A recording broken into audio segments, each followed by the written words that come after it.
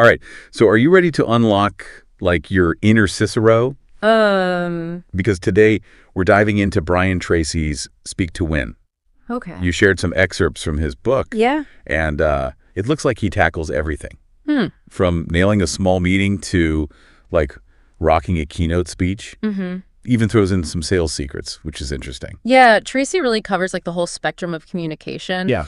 But the core message that kind of jumps out is that speaking well, being able to truly connect with your audience is like a superpower for success in any area of life. And I bet you wouldn't believe how many of us would rather face well, almost anything else. Right. Tracy throws out this stat. 54% of adults fear public speaking more than death. Wow. Think about that. More than death. More than death. That's crazy. Does that resonate with you at all? It's wild, right? Yeah. But what's fascinating is that Tracy doesn't just point out, like, the fear. Right. He offers a way out. He's adamant that anyone can become a compelling speaker. That it's a learnable skill. Right. Not some innate talent. I'm already feeling a little bit better. Good. But, okay, if we're starting from scratch, what's the first thing we need to know? Tracy talks about these 4 Ds that form the foundation of speaking excellence. Okay. Desire.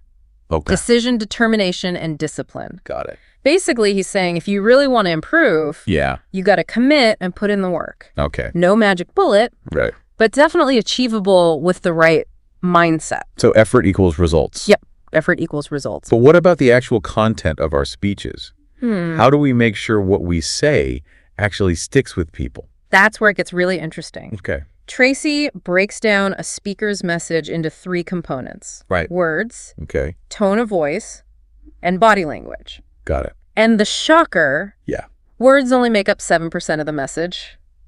What? Tone accounts for 38%. Wow. And body language, a whopping 55%. Hold on. Yeah. So you're saying what I say matters less than how I say it? Yep. Really? Tracy uses this analogy that's hard to forget. Okay. Picture yourself talking to someone with a big smile, Okay. open posture, looking them right in the eye. They're like a sponge, soaking up your every word. Okay. Now imagine the same conversation with a serious face. Okay.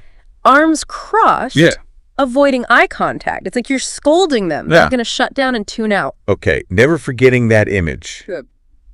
So presentation matters big time. It does. But even with the best delivery, Right. we need something worthwhile to say. Absolutely. How do we even start crafting a compelling message? Tracy's all about preparation. Okay. He suggests beginning with what he calls the objective question. Ask yourself, what should your audience be able to say they learned from your talk? And what should they be motivated to do differently because of it? So it's about planning with the end goal in mind. Exactly. No rambling. No rambling. He also talks about tailoring your message to your specific audience, right? Yes. Like he had that example about speaking to a company Yeah. that had just made a controversial decision. He knew he had to factor in their emotional state. Exactly. Yeah. And it highlights a point that's so easy to miss. Okay. Your talk isn't about you. Right. It's about them. Right. It's about bringing value to the people listening. Yeah. Making a genuine impact on their lives or work. So we've prepped our message. Okay. We know our audience. Yes. Now let's talk tactics. Okay. Does Tracy have any go-to moves He does. for grabbing attention and making sure people remember what we say? One that stands out is the magic wand technique. Okay. You use a simple prop, like a pen or even your hand, and you ask the audience to imagine a perfect scenario. For example, imagine you had a magic wand and you could solve this problem instantly. Okay. What would that look like? Okay, that's pretty cool. Yeah. Engages their imagination and makes it personal. Right. What about PowerPoint? Essential tool or death trap? He actually warns about death by PowerPoint. Oh, really? Which I thought was funny. Yeah. You know, too many slides, too much text. Right. And everyone's eyes glaze over. Yeah. His advice. Okay. Keep it simple. Reveal information bit by bit. Okay. And make sure you, the speaker, are always the focal point. Right. Don't let the slides steal your thunder. Makes sense. Okay, let's tackle the elephant in the room. Yeah. Stage fright. I'm pretty sure everyone gets nervous before speaking. Oh, yeah. Even pros. right? Absolutely. Even seasoned speakers get butterflies. The trick is not to eliminate the nerves, but to channel that energy. Exactly. Tracy talks about getting your butterflies flying in formation. I love that analogy. Which I love. Yeah. Great image. Yeah. But how do we actually do that?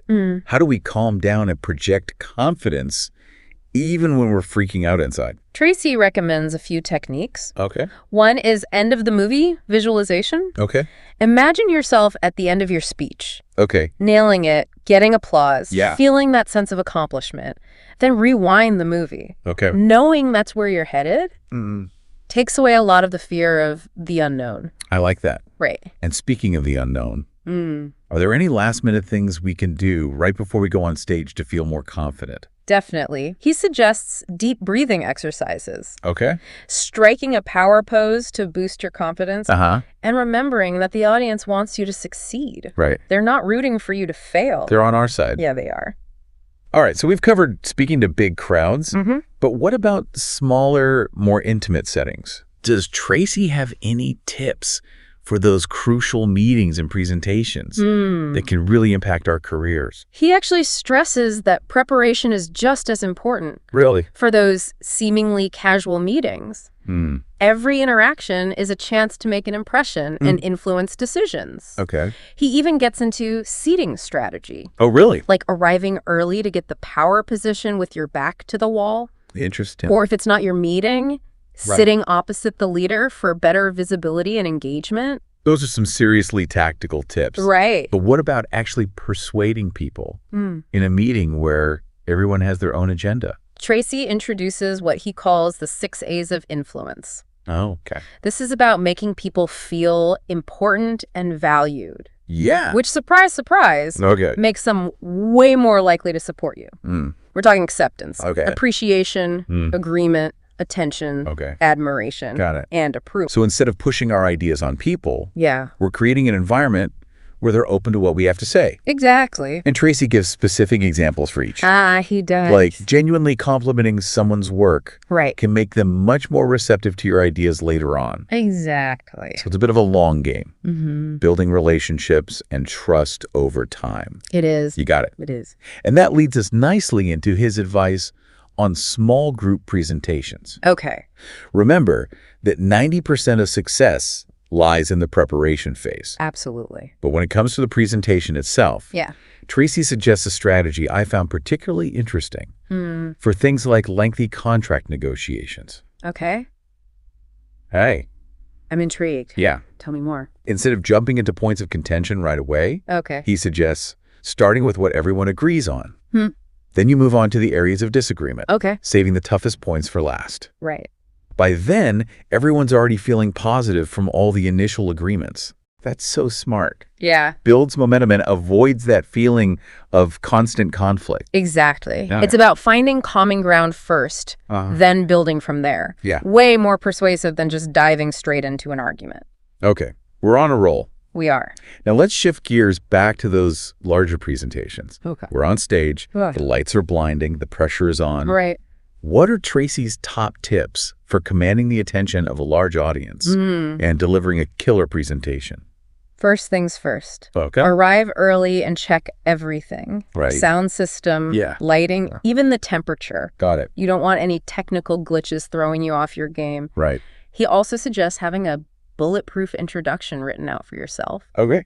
Just in case the person introducing you completely fumbles it. Smart. And once you're up there, start strong.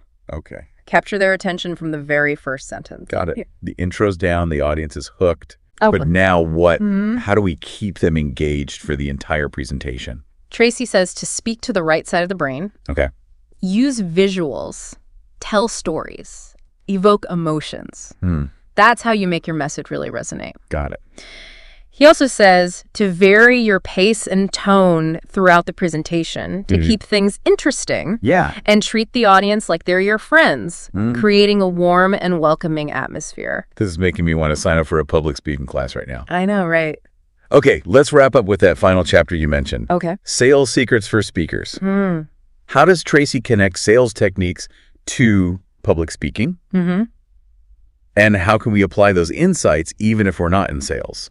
His point is that, in a way, we're all selling something. Okay. Ideas, our vision, ourselves even. Right. And the key to any kind of selling, whether it's a product or an idea, is building trust. Right. He even says the most important word in selling is trust. That makes total sense. Yeah. If the audience doesn't trust you, they're not going to buy into your ideas. Right. No matter how brilliant they are. No matter how brilliant they are. Right. He encourages us to think like salespeople when we're presenting. Even if we're not in sales. Okay. Know your audience's pain points. Offer solutions. And give them a clear call to action. This has been an incredible deep dive. It has. I feel like I've learned so much. Me too. But before we finish, I'm curious. What stands out to you as the most valuable takeaway from Speak to Win? Honestly, it's Tracy's insistence that anyone can become a powerful communicator. It's not about being born with charisma. Right. It's about learning the skills and putting in the work. And you know what? That's incredibly empowering. Yeah. Anyone can do this. I love that. Yeah. And what about you? Anything in particular that really resonated with you from everything we've covered? I think the end of the movie visualization really struck a chord. Oh, yeah. I tend to get pretty nervous before speaking. So picturing myself successfully finishing the talk and then rewinding from there is a game changer. I can see how that would be super helpful. Yeah. And for me, it's Tracy's emphasis on the power of the pause. I know I have a tendency to rush when I'm nervous. Yeah. So I'm going to focus on incorporating those strategic pauses, letting my message really land. Yeah, I think we can all benefit from that. Right. Sometimes we get so caught up in getting our point across that we forget to breathe and let the audience catch up. Right. Silence can be just as powerful as words, especially when used effectively. It's like that saying, music is the space between the notes. Right. The silences shaped the music. Yeah. Same with speaking. Okay, so we've got all these incredible tools and techniques from Brian Tracy.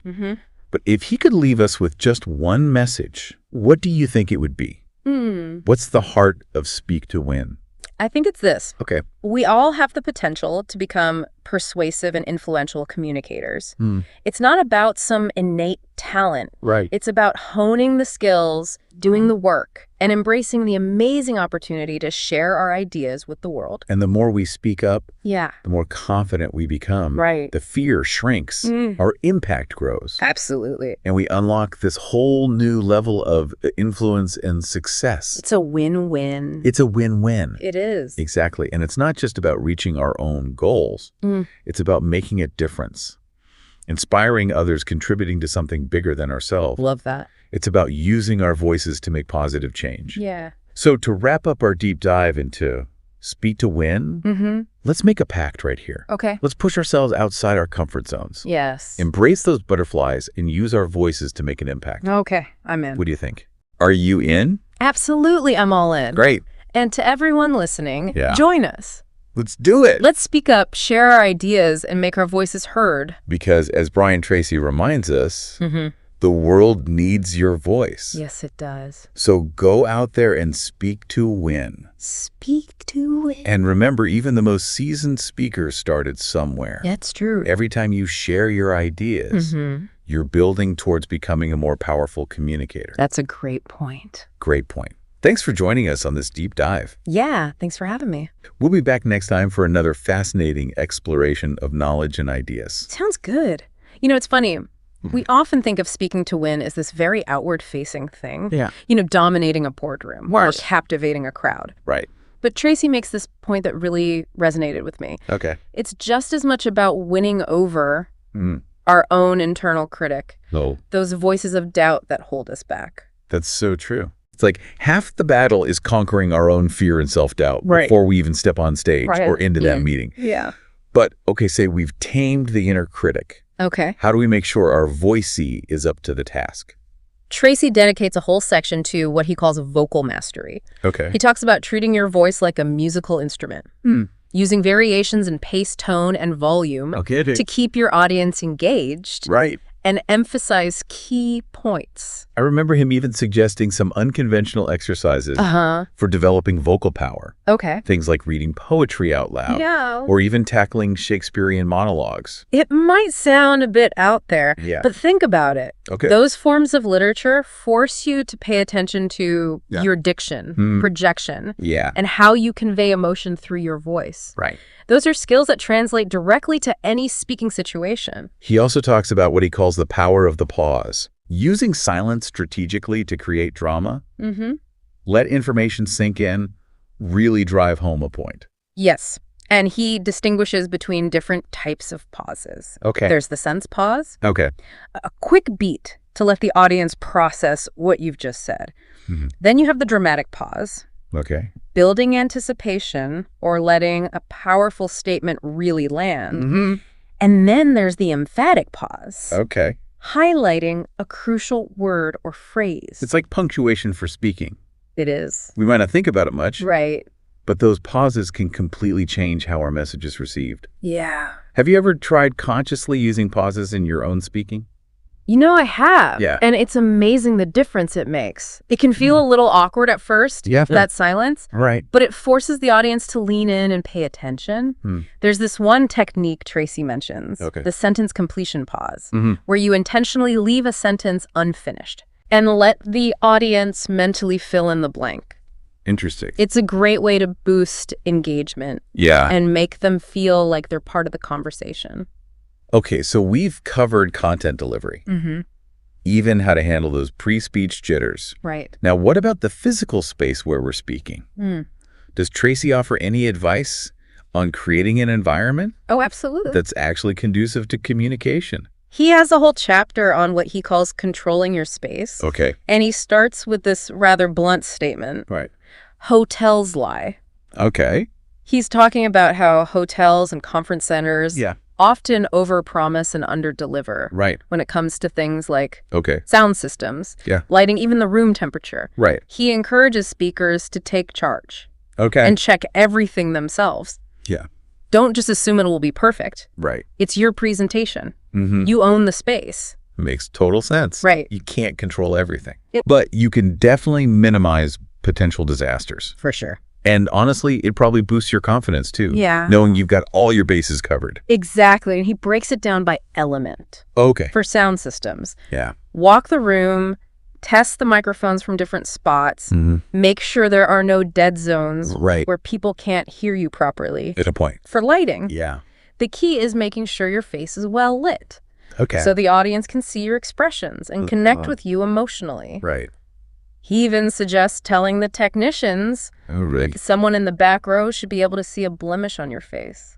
Wow. It's all about clarity, eliminating distractions. I love that level of detail. Yeah.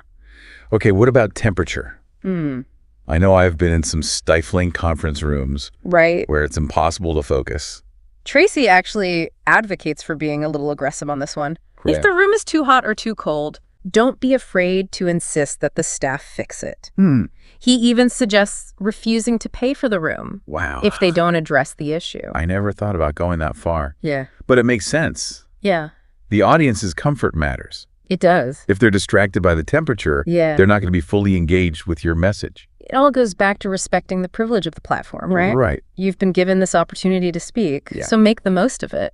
Yeah. Create an environment where you and the audience can thrive. Right. Okay, so let's talk about wrapping things up. Okay. How do we leave the audience with a lasting impression? What's Tracy's take on ending with a bang? I'm all ears.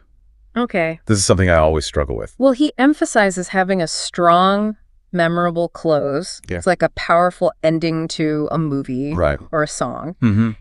He suggests summarizing your key points. Okay. Maybe using a final story or anecdote to really drive home your message. I remember him sharing that story. Yeah. About two prospectors who gave up digging for gold. Right before they struck it rich. Uh-huh. It's a great reminder to persevere. It is. And never give up on your dreams. It is. And he also suggests closing with a powerful quote, a call to action that gets people moving. Yeah.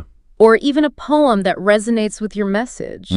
The key is to leave the audience with something to chew on. Right. Something that inspires them to take action or see the world differently. And to avoid any ambiguity, he really stresses making it crystal clear that you are done speaking. Yes. No trailing off. No awkward silence. Just a definitive ending that leaves them wanting more. Exactly. And he even gets into the physicality of ending a speech. Oh, really? Standing tall, holding that eye contact, and raising your voice slightly on the last line to create a sense of finality. He's put a period on it. It's like putting an exclamation point on your presentation. Exactly. Okay, we've covered a ton of ground today. We have. But I feel like there's still so much to glean from Speak to Win. There is. If we had to boil it all down, what are some of the key takeaways that we can apply to our own lives, even if we're not professional speakers? I think one of the most important takeaways is communication is a skill. Right. And like any skill, it can be developed with practice and intentionality. Absolutely. Whether we're giving a presentation at work, running a team meeting, or even just having a conversation with a friend. Right. The principles in this book can help us become more clear, concise, and persuasive communicators. It's about taking those small, everyday interactions and leveling them up. And what I love is that Tracy emphasizes that it's not about being perfect. Right. It's about being genuine. Yeah. Connecting with your audience authentically. Absolutely. And delivering real value. You don't have to be some super charismatic extrovert to be an effective speaker. Right. Just be yourself and share your message with passion and conviction. That's so true. Yeah. It's not about putting on an act. Right. It's about connecting human to human. Exactly. And another key takeaway I keep coming back to is the power of preparation. Yes.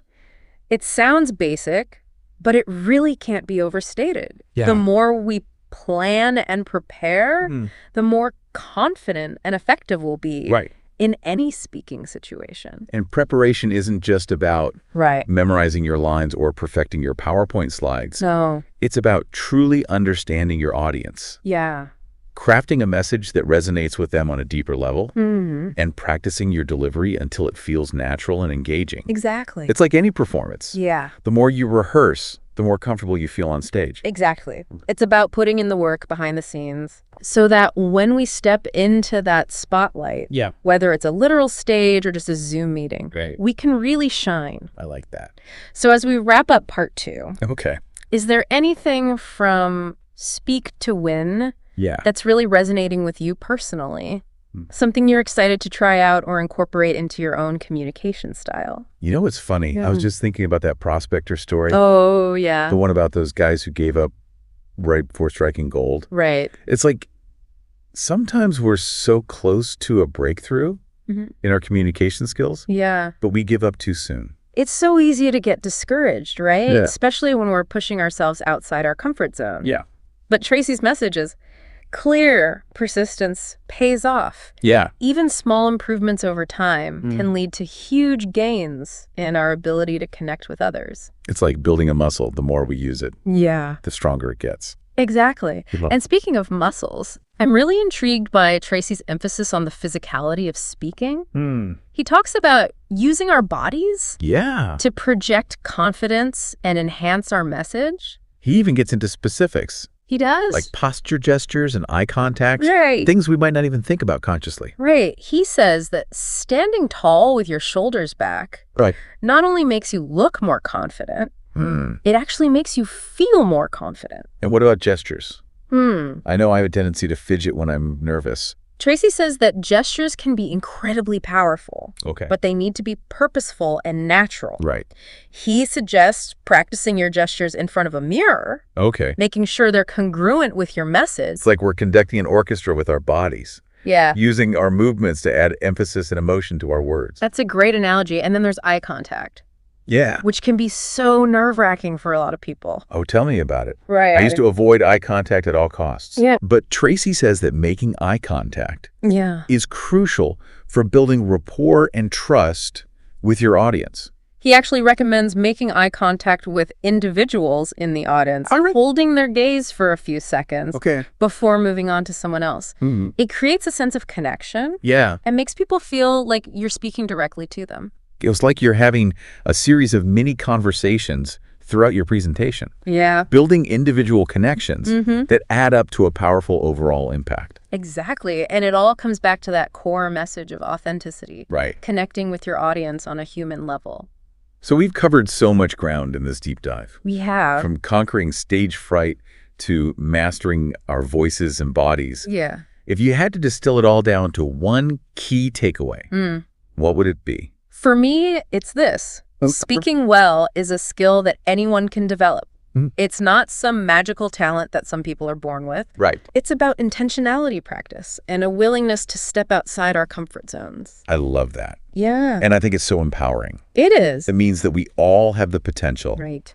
to become more effective and persuasive communicators, no matter what our starting point is. Absolutely. And the beauty is that the more we speak up, the more confident and impactful we become. It's a virtuous cycle. So to wrap up this deep dive into Speak to Win, let's leave our listeners with a challenge. Sounds good to me. What's one small step you can take today to improve your communication skills? Yeah. It could be anything from practicing a presentation in front of a mirror to consciously incorporating pauses into your conversations. Great idea. And remember, every little step you take brings you closer to becoming the confident and influential communicator you were meant to be. Thanks for joining us on this deep dive. It was my pleasure. We'll be back next time with another fascinating exploration of knowledge and ideas. Until then, keep speaking up. Yes. And making your voice heard, the world needs to hear what you have to say.